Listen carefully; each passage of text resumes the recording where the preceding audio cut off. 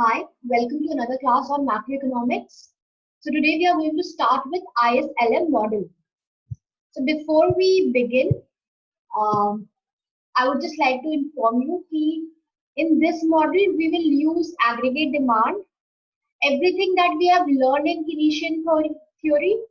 So it will be of great help in understanding what the ISLM model. So first of all, the question is what is aggregate demand? Aggregate demand किससे बनता है? ये तो आपको पता ही होगा. There are four main components of aggregate demand, that is government, consumption, investment and net exports. Fine. तो ये चार चीज से हमारा aggregate demand बनता है. That is also called expenditure, aggregate expenditure जो हमारा होता है, which will be used in ISLM model a lot. So you have to understand this. आपको दिमाग पे रखना है कि aggregate demand is made of these four components. फिर आपको ये देखना है कि स्लोप्स कैसे फंक्शन करते हैं, क्या रीजंस, क्या फैक्टर्स होते हैं जब हमें डाउनवर्ड स्लोपिंग कर्व्स मिलते हैं, and what are the factors when we get an upward sloping curve. तो सिंपल है, जब भी हमें डाउनवर्ड स्लोपिंग कर्व मिलता है, one example of a downward sloping curve is your demand curve, right.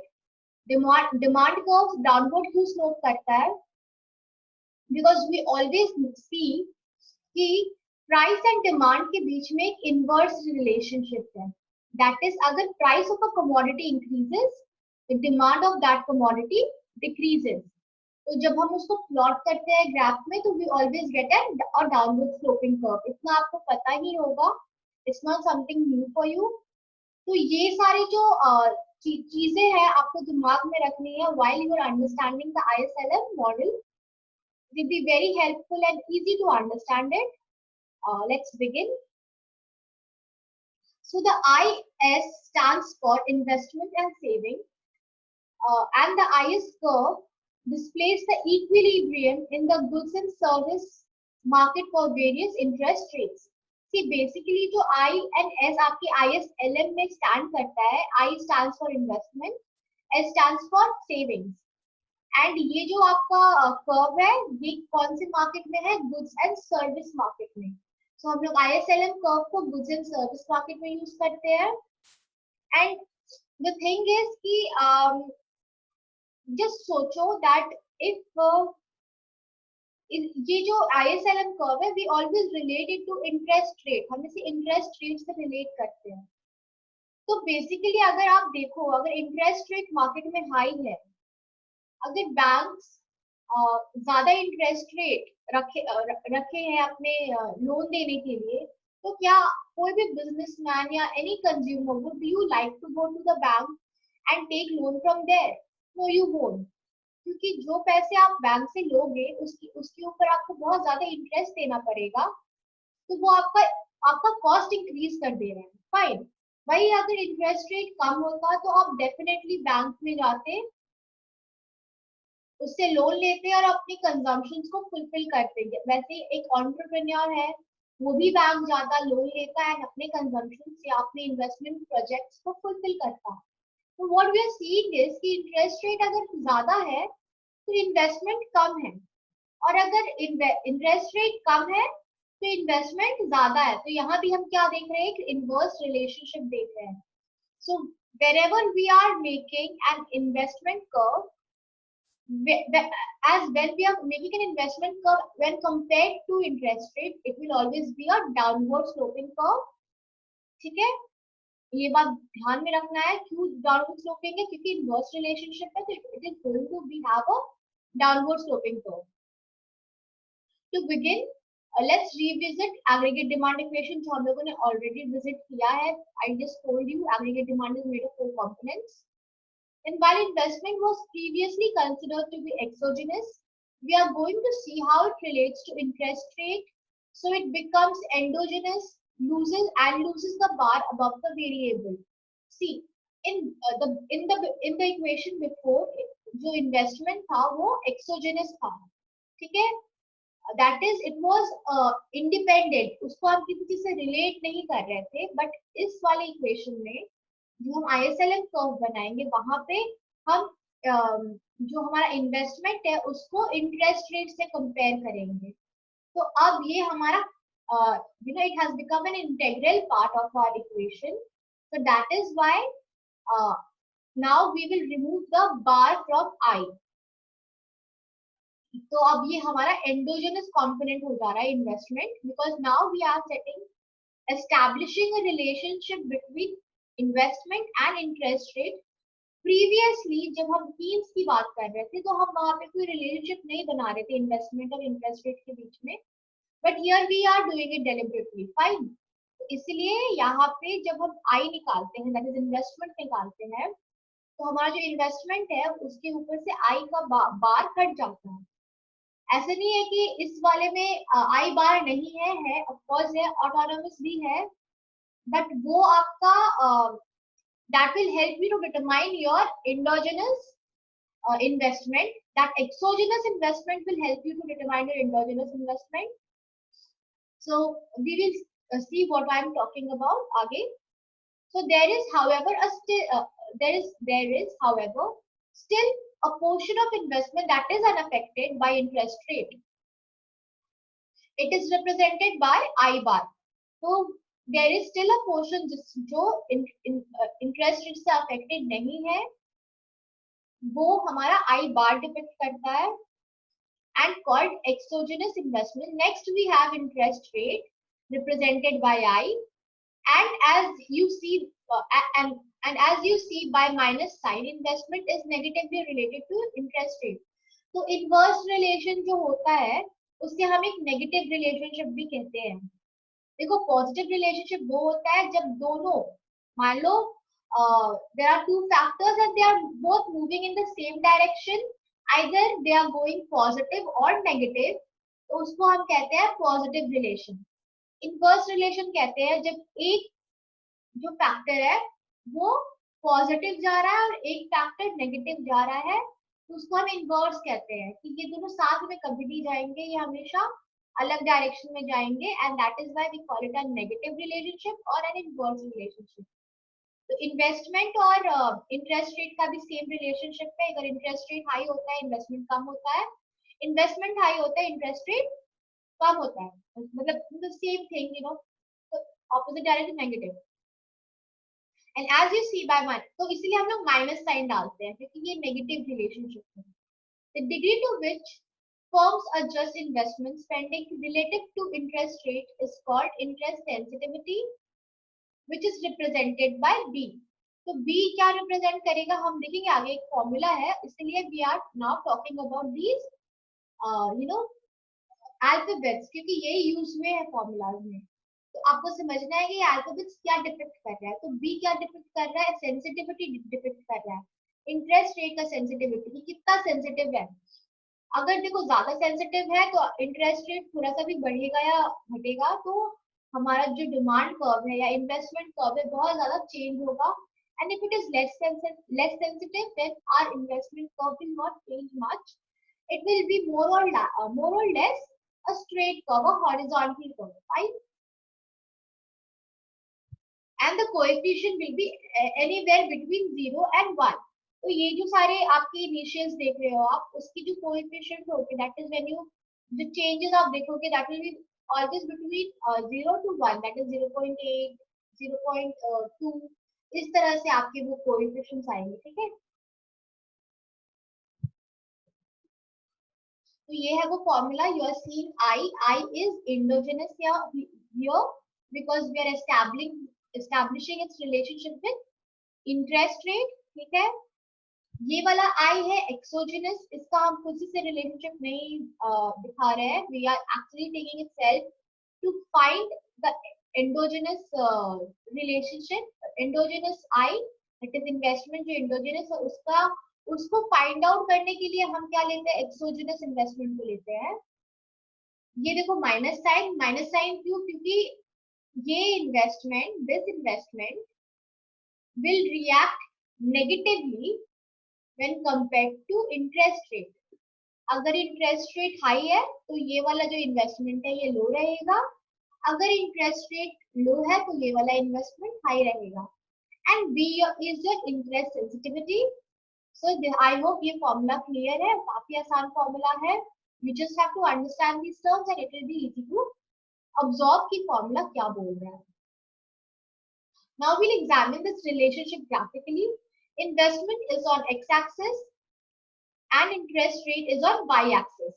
Typically, the independent variable is put on the y-axis, but we will be using interest rate as the independent variable when we graph the IS curve. So it's put here now for consistency. So exogenous investment determines the initial level.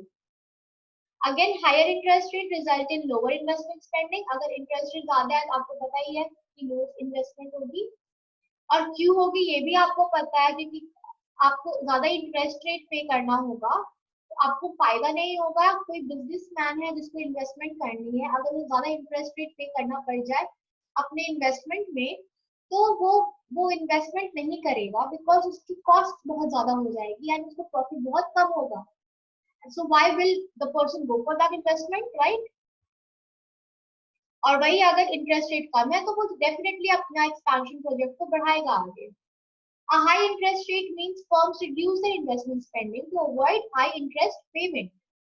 A low interest rate means firms can increase their capital spending and pay relatively low interest.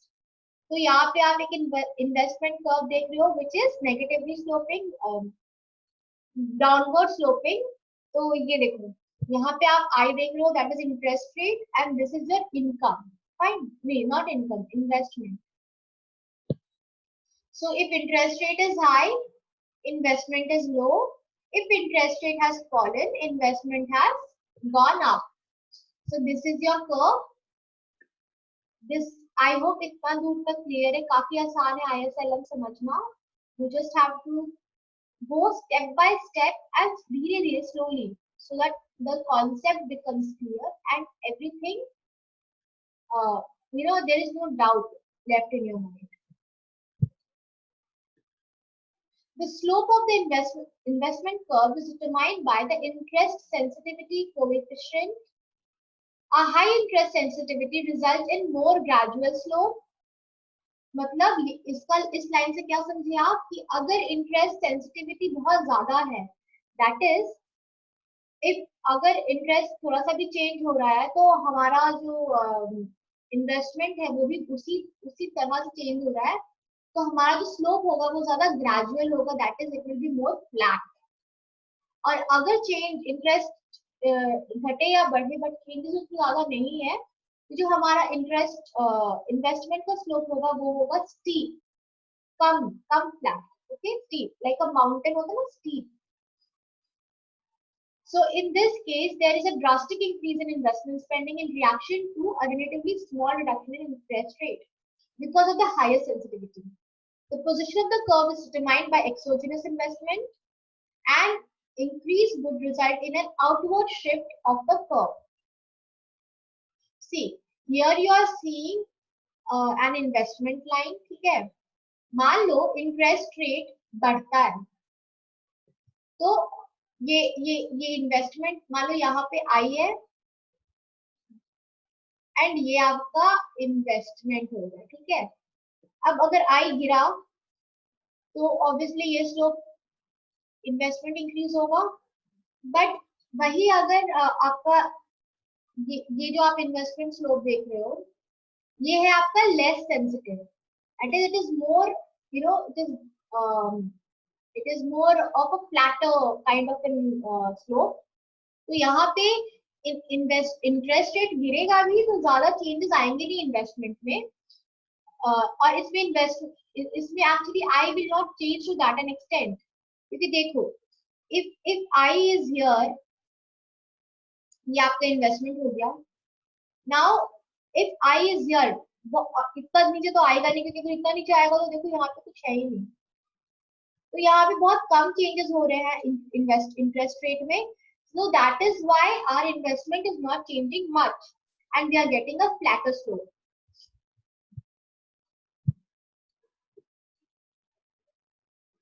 Incorporated investment into aggregate demand equation. So now we have an aggregate demand equation. पहले पढ़ लेते हैं, then I will explain you कि इस formula में है क्या. Now we are going to incorporate this investment function into an aggregate demand equation. The I bar will go back into exogenous group while the interest and sensitivity coefficient move to the back to the equation. Review. Aggregate demand, AD is for aggregate demand, A bar for exogenous demand. Exogenous demand में आपका क्या आएगा? Aggregate demand आप अपना aggregate demand खोज रहे हो, तो एक्सोजेनस डिमांड में आपके वो चारों फैक्टर्स आ जाएंगे, ठीक है, कंजम्पशन एंड ऑल दैट. तो यहाँ पे देखो ये ए बार है. Lower case C is the marginal propensity to consume, lower case t for tax rate, y for income, lower case b for interest sensitivity and I for interest rate. आपको already पता है कि y income के लिए stand करता है, I is for interest rate and b is for sensitivity of interest rate. So you will notice that all of the lower case variable are rates between 0 and 1. तो ये आपको basically 0 and 1 के बीच का rate बता रहा है. तो इसको समझना कैसे है, ये आपका एक्सोजेनस डिमांड हो गया which will consist of your 4 components. Fine. Plus देखो यहाँ से यहाँ तक ना ये आपका एग्रीगेट डिमांड को बताता है, ठीक है. ये वाला जो पोर्शन है ये आपका बताता है relationship of it when it comes to interest rate. Demand आप कैसे इंक्रीज और डिक्रीज करता है with when you compare it with interest rate, ये आपको ये बता रहा है और कुछ नहीं है. तो हमने पहले देखा है इन्वेस्टमेंट का रिलेशनशिप क्या है इंटरेस्ट के साथ, इट इंक्रीजेस. इनवर्स रिलेशनशिप है बेसिकली, वही रिलेशनशिप यहाँ भी है. दैट इज देखो ये माइनस साइन वही आपको बता रहा है. ये सी जो है ये आपका है marginal propensity to consume. That is if your income changes how will you change your consumption. यही होता है marginal propensity to consume. If your income increases you will consume less, आपका marginal propensity to consume will fall. And if your income decreases you will you will have a more propensity to consume. अब ऐसा क्यों होता है? See, with higher income you have more money, तो आपकी जो needs होते हैं ना that is more fulfilled. तो आप spend कम करते हो और save ज्यादा करते हो. वही जब आपका income low होता है तो आप save कम करते हो और spend ज्यादा करते हो, because आपको अपने needs and desires को fulfill करना होता है. That time you don't think much of saving. So your marginal propensity to consume is high when you have low income and less when you have high income. ये आपको I hope समझ में आ गया होगा. Then tax. See, आप demand कब करते हो? Only after you pay your tax. आप disposable income पे demand करते हो. Disposable income कब आता है? After paying your tax rate, right? तो टैक्स पे करने के बाद जो इनकम बचता है हम उससे डिमांड करते हैं. Demand we fulfill our demands, our needs, right? So we consider tax also because हम यहाँ पे क्या पता कर रहे हैं, हम aggregate demand पता कर रहे हैं. Aggregate demand after from our income जो हमें मिल रहा है उससे जब हम टैक्स हटा देंगे we will determine our marginal propensity to consume. Then we will add other factors. उसके बाद हम उसको देखेंगे, उसको यहाँ पे subtract कर रहा है किससे, sensitivity of investment interest rate से. तो हमें मिल जाएगा हमारा aggregate demand जो हम मार्केट पे डिमांड कर रहे हैं. Now we will establish a relationship between them. ठीक है, aggregate demand in the curve with investment. We are going to display this function graphically and just as before. देखो हम लोग यहाँ पे एक 45 डिग्री का लाइन बनाते हैं which shows our income line है, ये हमारा aggregate demand है, income line. And this basically ये देखो AD is equal to Y दिया हुआ है, this is our income line ये वाला, and ये वाला जो लाइन है ये हमारा है aggregate demand का लाइन, ठीक है. और ये जो एरिया है ना, ये area it is never zero. Why it is never zero?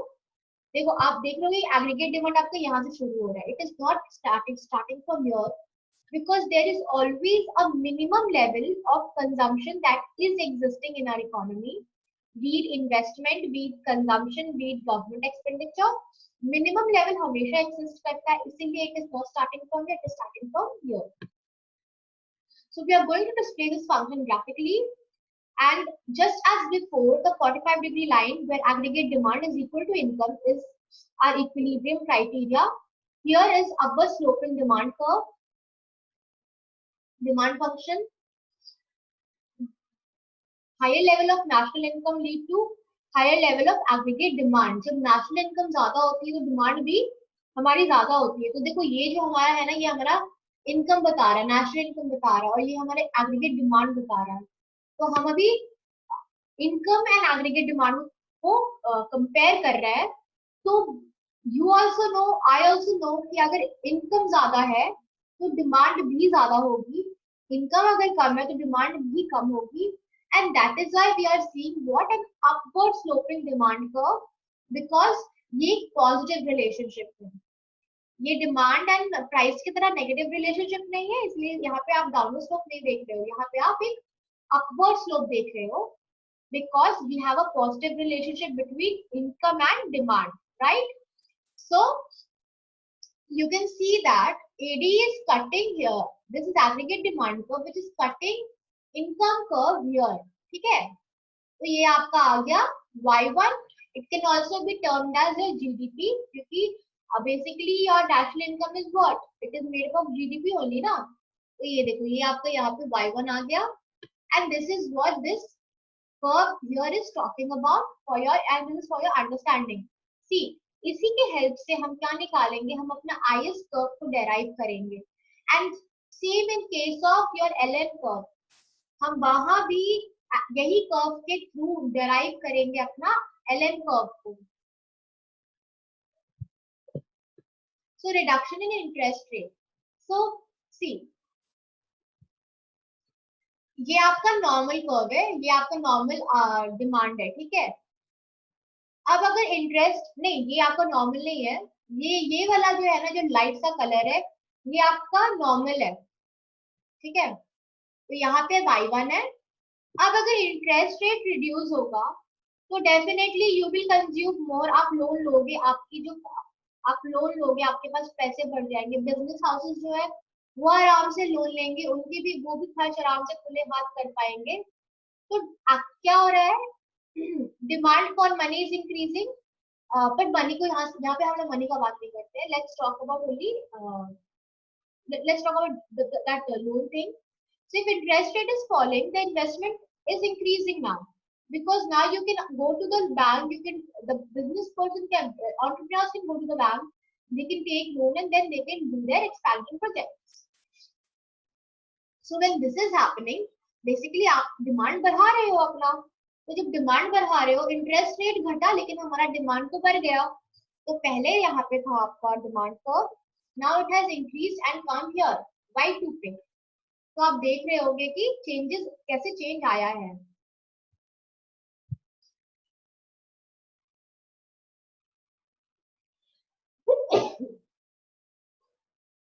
Excuse me, sorry.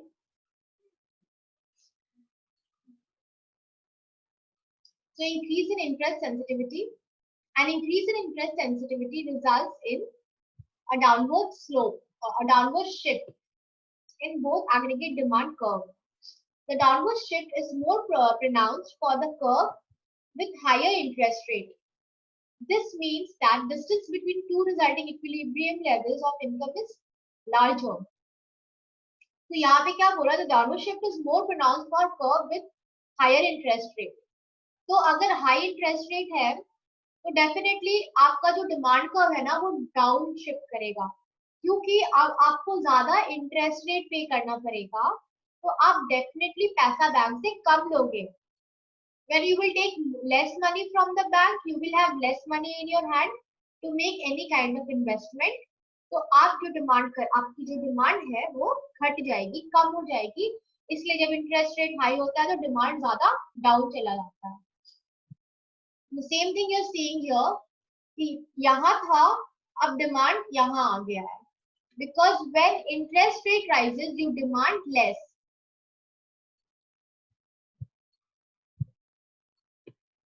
So IS curve. So now we will talk about IS curve and we will see that how IS curve is derived from your aggregate demand and income curve. ये आप पढ़ लेना, ये it's easy to read and basically यहाँ जो भी लिखा है we will understand in the next slide. देखो यहाँ पे ये एक IS curve है and you can see यहाँ पे that this is your curve that you have already studied. ये आपका aggregate demand है, ये आपका income है and you are getting this curve like this. Now what is happening now? When your demand is like this here और आपका demand कम है यानी कि इंटरेस्ट रेट ज्यादा होगा, तो आपका जो डिमांड है ये यहाँ आ रहा है, यहाँ पे आई, यहाँ से कोई स्ट्रेट लाइन बना लेना, यहाँ पे ऐसे लाइन बनाना, पहला वाला जो आपका इक्विलिब्रियम पोजीशन है y1 उसको टच करके एक स्ट्रेट लाइन डाउन नीचे बनाना है, फिर दूसरा वाला आपका y2 है उसको टच करके एक स्ट्रेट लाइन नीचे बनाना है. This is your investment and this is your income line. Now see, when you are joining this, so interest rate is high and income तो आपका वही है, लेकिन इंटरेस्ट रेट हाई है तो इन्वेस्टमेंट आपका कम होगा, राइट? अभी देखो इंटरेस्ट रेट गिर गया तो आपका जो स्पेंडिंग है दैट इज जीडीपी इंक्रीज हो गया. देखो ये जो लाइन है ना, ये वाई लिखा है, ये आपका जीडीपी का लाइन है, क्योंकि यहाँ पे हम relationship interest rate and GDP के बीच में एस्टैब्लिश कर रहे हैं. तो जब इंटरेस्ट रेट हाई है तो जीडीपी लो है, you are not demanding more.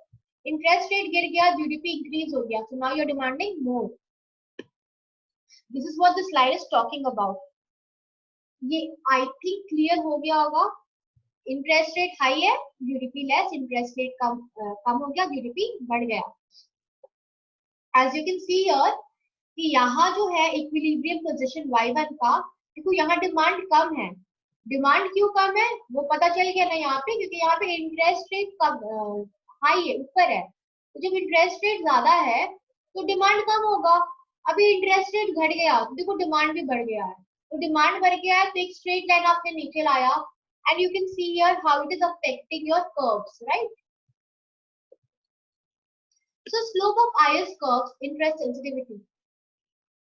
Now we are going to discuss the determinants of IS curves slope. Holding other factors constant, an increase in interest sensitivity will result in a more gradual slope IS curve. B prime will signify the new higher level of interest sensitivity. Let's watch how this happens. For I -1, the higher interest rate, downward shift is more prominent. हम लोग पहले देख चुके हैं, अगर higher interest rate है तो जो डाउनवर्ड शिफ्ट होगा डिमांड में वो ज्यादा प्रोमिनेंट होगा, ज्यादा नोटिसेबल होगा. The downward shift is more prominent and produce a low equilibrium level of national income. तो यहाँ जब डाउनवर्ड शिफ्ट है तो इक्विलिब्रियम भी हमारा लो होता है नेशनल इनकम का. That will be depicted by y3. For I2, the lower interest rate, there is downward shift but not as big. When we connect the coils to form the IS curve, we see that its slope is more gradual. देखो यहाँ पे y3 है, demand is almost negligible क्योंकि interest rate काफी high है, ठीक है. अब देखो I2, ये वाला point, right? Demand is still there और इंटरेस्ट रेट, यहाँ पे हमारा डिमांड का कट हो रहा है IAD, तो यहाँ पे इंटरेस्ट रेट कम है, इसलिए वी आर डिमांडिंग मोर.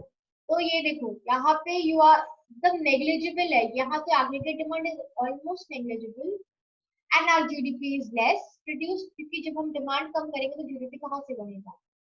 वहीं पे अगर हम डिमांड ज्यादा कर रहे हैं तो हमारा जीडीपी बढ़ रहा है. So this is what you had to understand here. You have to understand, and it's very मतलब it's all based on logic, आप बहुत आसानी से समझना। Slope of IS curve MPC, another determinant of IS curve slope is marginal propensity to consume. आपको पता है MPC क्या होता है, marginal propensity to consume.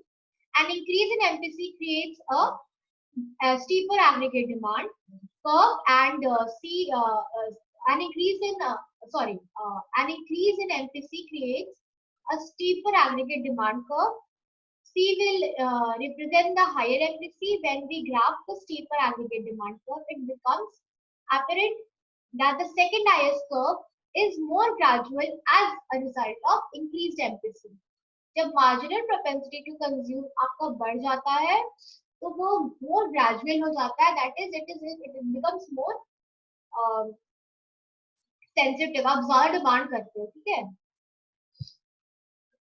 If MPC is high, you are demanding more, and if you are demanding more, then changes will also be more. But if MPC is low, तो आप कम consume कर रहे हो, और जब कंज्यूम कम कर रहे हो तो चेंजेस भी तो कम ही होंगे ना। तो यहाँ देखो, ये आपका एग्रीगेट डिमांड है, ये दोनों आपका एग्रीगेट डिमांड है, इट हैज इंक्रीज्ड हियर। तो जब आपका एग्रीगेट डिमांड ज्यादा है तो आप ज्यादा कंज्यूम करते हो, तो आपका जीडीपी भी ज्यादा है। जब एग्रीगेट डिमांड कम है तो कम कंज्यूम कर रहे हो तो जीडीपी भी कम है। yeah, again same case with interest rate. यहाँ पे इंटरेस्ट रेट इतना है, यहाँ पे इंटरेस्ट रेट कम है, कम हो गया है I2 पे, तो you are demanding more. when you demanding more, GDP is also increasing. See, it's the same thing. ये आपको बार बार इसलिए बताया जा रहा है ताकि आपको ये बात समझ में आ जाए कि how it functions.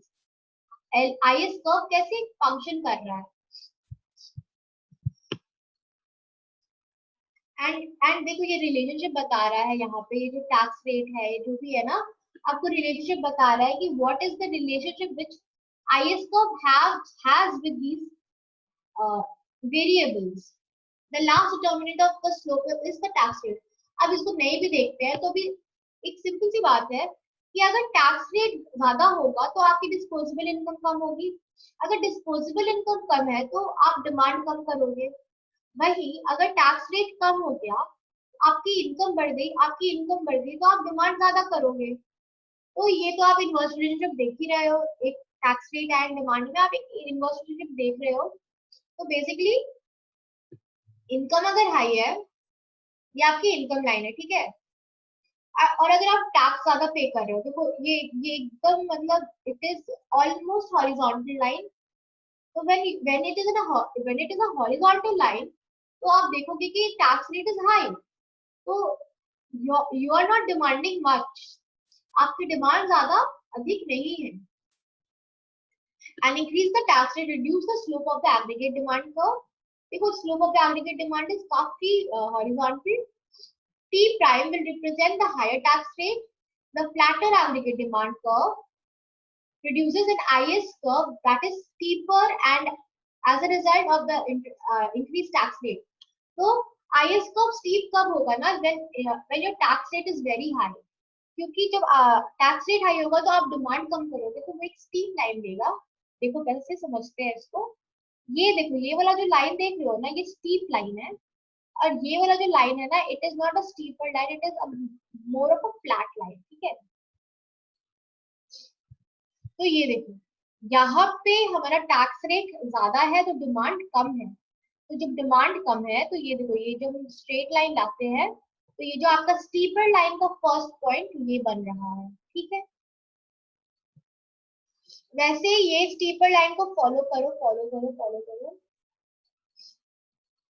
तो ये आपका पहला पॉइंट बन गया। अब आपका जब इंक्रीज हो रहा है टैक्स रेट रिड्यूस हो रहा है, तो आपका जो एग्रीगेट डिमांड का लाइन है, इनकम का लाइन को यहाँ कट कर रहा है, तो ये आपका यहाँ पे बना एक दूसरा पॉइंट। तो this is your steep line, fine. अब देखो, अब ये वाला जो पॉइंट है,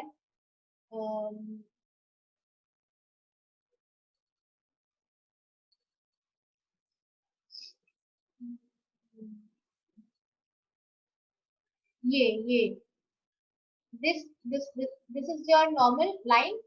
Here you are seeing, यहाँ पे जब कट कर रहा है एग्रीगेट डिमांड को, तो आपका ये पॉइंट यहाँ बन रहा है एंड ये पॉइंट यहाँ पे आपका ये बन रहा है. This is more of a gradual slope. क्यों बन रहा है ऐसा? क्योंकि देखो यहाँ पे टैक्स रेट ज्यादा है तो हम कम खर्च कर रहे हैं. यहाँ पे टैक्स रेट थोड़ा फ्लेक्सिबल है, तो ये देखो ये लाइन काफी थोड़ा ग्रेजुअल है. It is not very flat. इसीलिए हमारा जो कंजम्पशन है वो भी इंक्रीज कर रहा है. Because see what happens is you react to tax rate. आप एक तरह से रिएक्शन देते हो टैक्स रेट्स को. तो जब टैक्स रेट ज्यादा आपको बॉदर नहीं करता तो आप खर्च कम करते हो, लेकिन जब टैक्स रेट बहुत ज्यादा होता है तो आप खर्च कम कर रहे हो. तो इसीलिए steeper line is when you are spending less and more gradual line when you are spending. Okay. Position of IS curve, exogenous demand. Moving on to the position of IS curve, an increase in exogenous demand results in an upward shift of the aggregate demand. जब आप demand exogenous demand increase होगा तो जो aggregate demand curve है वो ऊपर जाता है. A bar prime will represent the higher level of exogenous demand. The higher aggregate demand curve produces IS curve that is shifted outward. IS curve जो बाहर शिफ्ट हुआ है, that is it is in a better position. यानी कि GDP भी ज्यादा है. जब IS कर्व बाहर शिफ्ट हो रहा है यानी कि GDP भी इंक्रीज हो रहा है, which is due to increase in exogenous demand.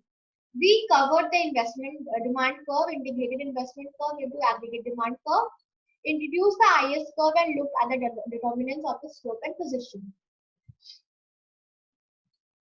तो ये आपका फाइनली एक कर्व आ रहा है. और देखो ये आपका एग्रीगेट डिमांड है और ये आपका क्या है, ये आपका IS कर्व है. ठीक है, ये आपका इन्वेस्टमेंट है, इंटरेस्ट रेट है, and this is your GDP.